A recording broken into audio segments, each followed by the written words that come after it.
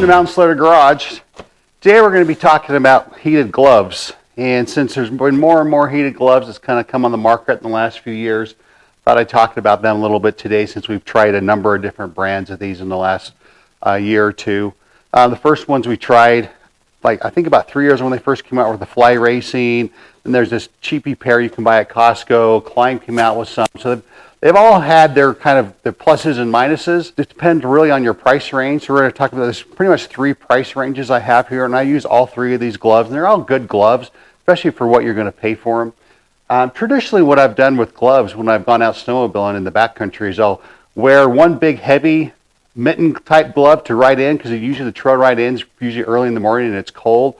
So I'll use those big fluffy mittens to ride in on. Will keep my hands warm on the trail, and then once we get to riding, I'll put on something a little thinner, something more like this to ride throughout the day when I have full function all my fingers and my hands aren't in the mitten. And then usually those might get wet during the day, so I have an extra pair I carry in my backpack or in my tunnel bag, and then I use my mittens to ride back out on, then keep them dry in the backpack when I'm not using them during the day. So I usually go out, if I'm a full day, I'll usually take 3, maybe sometimes 4 pairs of gloves with me. Just one of those things you just don't want to be caught without is an extra pair of gloves. I'll usually bring extras because I'm usually riding with someone forgets them, or my kids' gloves get wet all the time. But one thing I want to make mention was, I've used every brand of glove. I've used gloves made for snowboarding, skiing, snowmobile specific gloves, Climb, 509, Moto Fist, Arctic gloves, Polaris gloves, and I've never found a glove yet that hasn't gotten wet during a day of snowmobiling. I mean, even though they all say waterproof, I've used all kinds of waterproof things. You spray on them, you can spread on them with some kind of a treatment anyway. And there's some things that have helped a little bit. But one of the things I just wanted to mention, if you're out snowmobiling, one of the things I see people make the mistake of all the time, if someone gets stuck, the first thing they do, jump off their sled and go and start digging in the snow with their gloves. Well, the enemy to keeping gloves dry is putting your hand in the snow, especially if it's been on your handlebars, your hand warmers are on, your gloves are going to get warm. You start digging through the snow, your gloves are 80 degrees or so, they're going to melt snow all over them. They're going to get wet much sooner in the day. So you got to be careful and take care of your gloves when you're out on the snow, especially when you're going to go dig someone out. Be careful not to be digging through the snow. First gloves we're going to start with here is this. Costco's been selling these for about 3 years now. They're a decent entry-level gloves. These gloves are $100 from Costco. How I've broken these up, the Costco gloves are about $100. Fly Racing, depending on where you buy them, you can get them from anywhere from about $70 to $200, depending on which model. The Climb gloves, kind of the top of the line glove, and there's some reasons why I really like it, and it's probably worth the expense, is they're about $250, and they have a couple different ones you can buy. But so that's kind of our price grouping: the $100 gloves, the $170 gloves, the $250 gloves. These gloves sold at Costco. They're made by this company called Fieldstone. This Fieldstone company actually makes a number of different style gloves. This is just kind of their most unreasonably priced one. This is probably why Costco sells it. They also sell some glove liners. So if you just want a heated liner for your glove, they sell that. So this is this glove here. Fieldstone heated glove, $99. If you want just a glove liner, you can get that one. This one's their more snow-specific one. These 2 right here, and as you can see, they're a little bit more money, $140. This is their work glove. This is their more snowboard ski glove, $220. I mean, that's pretty close to what you're going to be paying for a Climb glove. Let's look at these Fieldstone gloves. So, some of the nice things about them, all gloves are going to have this little button on them where you push this little button and it turns on. These Fieldstone gloves are the only ones that have 4 power levels. These other 2 only have 3, low, medium, and high. All these gloves have rated settings for how long they're going to stay on for each power level. From what I've found, those are never true to any extent of the word. I would expect them to be about 20% less than what the manufacturer says. So like on these Fieldstone gloves, they say the red one, which is the hottest one, is supposed to last 2 hours. It's more like an hour and a half. And the coolest setting, which is blue, about 7 hours. Anyway, each of these gloves have a little battery pack. Nice thing about this one it's on the back of the hand here, a little zipper pocket. And these battery packs just pull out, and then you can charge them every night. They charge pretty quickly, a couple hours. You can charge your battery packs after you're done with the day riding. So that just fits back in there. And they have a nice little wrist tightening thing here. They also have a little thing on the finger so you can swipe and use your phone while you're out. And then, like I said, the battery levels, you can see it's red, and then it goes to yellow, and then to green is the third power level, and then blue's the coolest power level. Still a little bit of heat, but just not very much. And if you hold that button down for a little minute and let off, and it will turn the power off. So these also, all these gloves come with a charger for the battery. Now, the couple of things, if you're going to buy the entry-level glove, these $100, there's really no good leather on them as far as wearing on a handlebar. These weren't really made for gripping on handlebars and gripping on stuff. There's a little bit of padding here in the palm, but which is kind of similar with this glove. There's a little more leather on the palm of the Fly glove. The Climb glove it's all leather palm, which makes that one really nice. Also, these don't have a lot of, since it's a lower entry-level price-wise glove, they don't have a lot of insulation in them. They don't have a lot of waterproofing in them. Pretty much what you're getting is a nice warm shell to turn your battery warmer on and be able to ride around. When a couple of my kids use these, and they're pretty careful with how they use them. They'll turn them on high on the trail ride in, on the trail ride out, and then they'll turn them on low for kind of the most of the day. And they seem to last most of the day if they're really careful on their power settings and don't use the red setting very much and use mostly just the blue or the green setting, the two lower level settings. So it's a good glove. Like I said, I've been using these for a couple years, and they've lasted pretty well. I've been pretty impressed with them for $100. So not a bad glove for $100. Next we're going to go to is Fly came out with these gloves a couple years ago. I think these are maybe even the fourth season we've had on these Fly gloves. And they've changed a little bit over a couple years, and they make a couple of different styles of the Fly glove now. But they also have a little heat up, heat down here on it. And there's 3 little LED lights so you can see which power level you're on. And same with these. Hot level on the ride in, turn it down while you're riding, so you don't need a lot of hots, especially while you're riding and you got your handlebar warmers on. That works pretty good. These gloves have 3M Thinsulate, so they are going to be warmer than these gloves if you're out on the trail. It also makes them a little bit more expensive, why they're in the upper $100 range. And they also have some better waterproofing than the inexpensive Costco gloves. But these have been a really good glove. Like I said, I think this is the 4th season on these gloves, and they're showing some wear a little bit, but they'll probably make it through this season. But I think after this 4th season, I think it's going to be time. They got a few little splits in the seams and stuff, but they've lasted pretty well. They have a nice leather palm like you want. The battery zipper is right here. Pull the battery out, charge it like the others.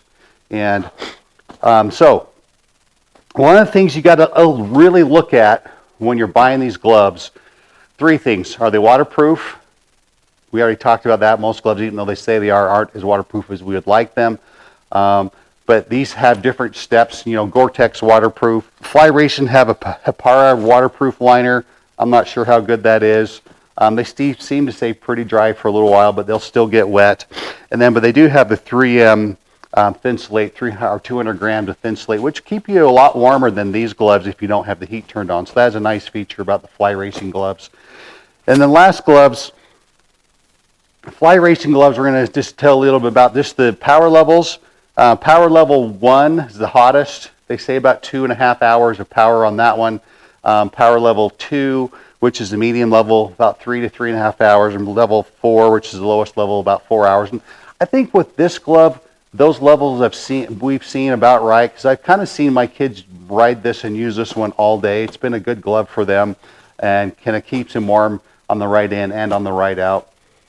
These are kind of new for me this year, the Climb gloves. These are obviously, since they say Climb on them, the most expensive, but I do kind of think they're worth it. And for one reason, I will tell you right now, is both of these gloves and all the other gloves I've seen on the market, the heated gloves, they only have heat in the back side of the gloves and in the top of the fingers. They don't have any in the palm, or they don't wrap your fingers. So if you're sitting on a handlebar and you have a handlebar warmer on, they work pretty good.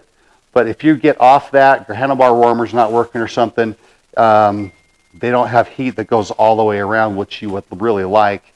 And which the Climb glove does. It's the only heated glove that I've found that actually has heating elements that wrap the fingers.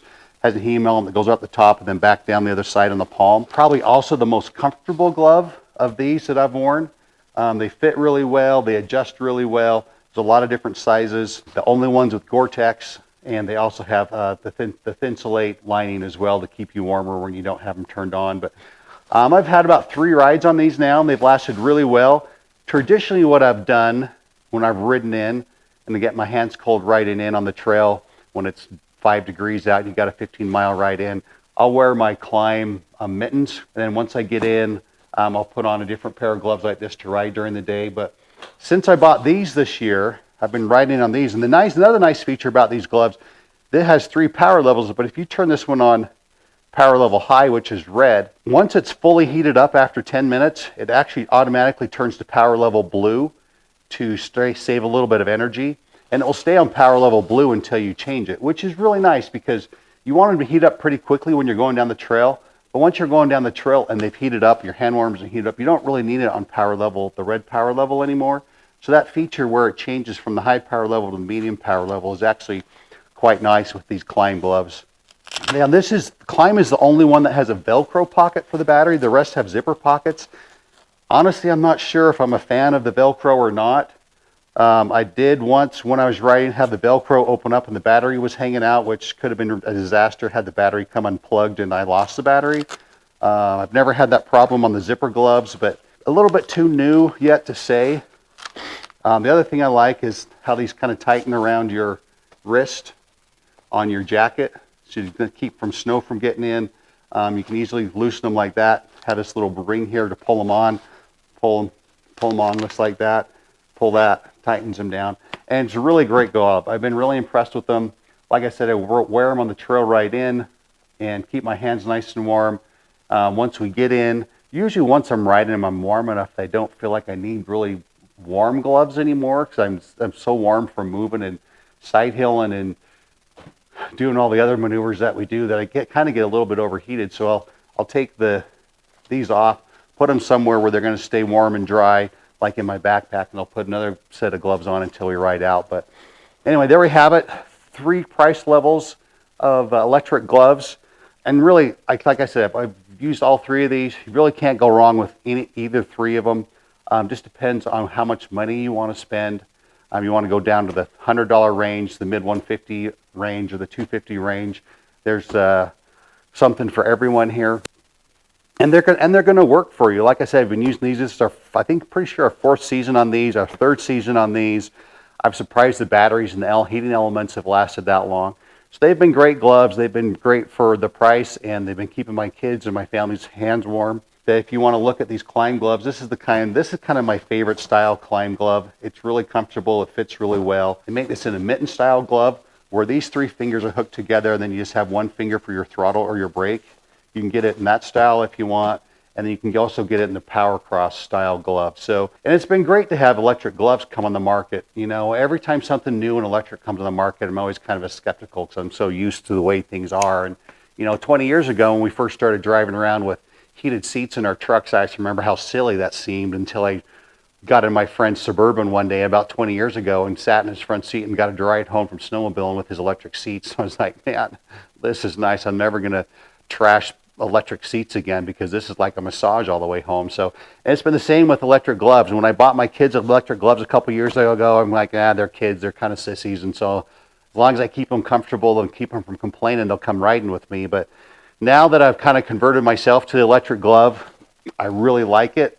I'll probably always have them now. So I hope this will help you guys keep warm out there this winter. The electric gloves are a great advantage to us in snowmobiling. You can also buy extra batteries for these. If you're someone that wants to use your electric gloves all day and you know the batteries that are in them aren't going to last you all day, you can buy an extra pair, keep them in your backpack, swap them out halfway through the day. So be safe out there on the mountain. Make sure you keep up on all your avalanche training. Look at the avalanche forecast before you guys go out and ride. We've had a lot of already dangerous avalanches this year. Already had a few people killed, both skiers and snowmobilers. And so be safe out there on the mountain, and we'll look for you next time on Mountain Sledder Garage.